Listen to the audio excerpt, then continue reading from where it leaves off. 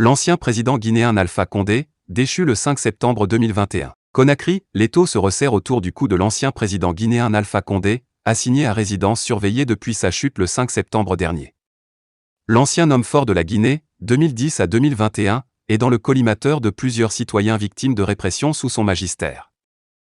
En exclusivité sur africaguine.com, le président du collectif des victimes et parents victimes du régime Alpha Condé a émis le souhait de voir l'ancien président guinéen et ses complices répondre de leurs actes quand ils étaient aux affaires. Oumar Bari, que nous avons interrogé, a indiqué que la perche est désormais tendue au tribunal de première instance de Dixin pour mettre la lumière sur les exactions commises sous Alpha Condé à travers tout le pays. Ce vendredi 6 décembre 2021, nous avons émis l'idée de vouloir que justice soit faite. Nous ne savons pas jusqu'où les autorités de la transition sont prêtes à nous aider. Dieu merci, le pouvoir de répression de Alpha Condé est déchu. Nous voulons tout simplement savoir pourquoi nos enfants ont été tués. C'est pourquoi nous réclamons justice auprès du CNRD qui s'est engagé à faire la justice sa boussole.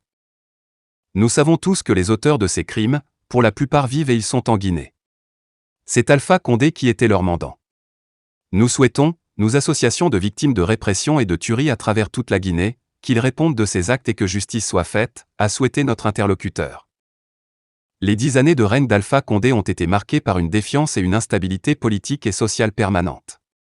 L'opposition et une partie de la société civile, mais aussi certaines ONG de défense des droits humains dressent un bilan macabre d'environ 400 victimes.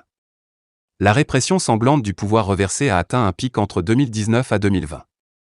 Dans le sillage du projet controversé de la réforme constitutionnelle et de son 3e mandat obtenu au forceps, de nombreuses vies ont été arrachées dans la douleur et l'impunité totale des auteurs. Cette plainte intervient une semaine après le transfèrement de l'ancien chef d'État du palais Mohamed V. Dixin-Landrea à la résidence de son épouse où il est assigné à résidence surveillée.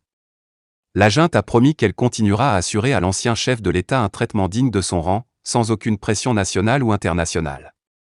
Quant à son sort, Mamadi Doumbouya assure qu'il est du ressort de la justice de se prononcer sur son cas.